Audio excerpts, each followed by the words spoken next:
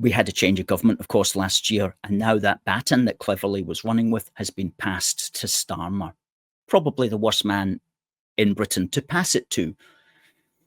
And here's what I think's going on. I think that the Tories saw that the UN was making these recommendations and advisory statements, and even though they were non-binding, the Tories thought, here's a way of showing our politically correct credentials.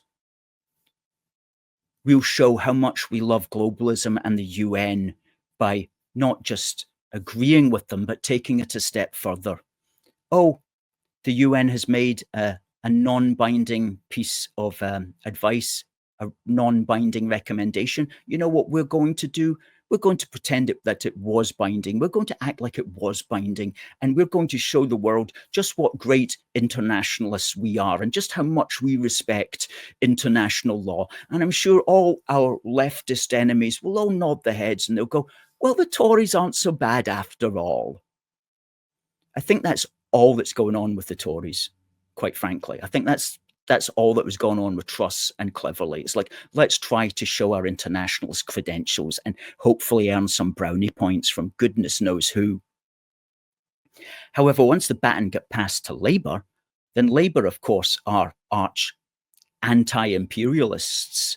And if Labour could, they would divest Britain of all 14 of our British overseas territories and damn the consequences strategically.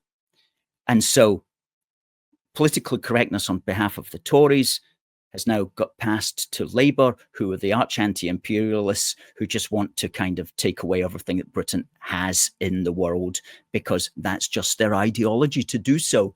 And even if that endangers Britain, they don't care. And if it pleases another country, then hey, that's even better for them. That's the way I see it, because there's no other explanation as to why Starmer would give sovereignty to Mauritius and then rent the islands back at the cost of £9 billion. You know, they talk about, and we're all angry with Labour for taking away the winter fuel allowance from pensioners. That was to save 1.4 billion.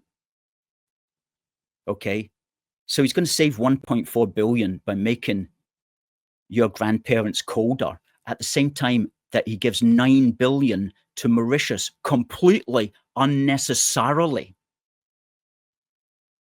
These are the people who are running our country. They're not fit to run our country. It's an absolute disgrace.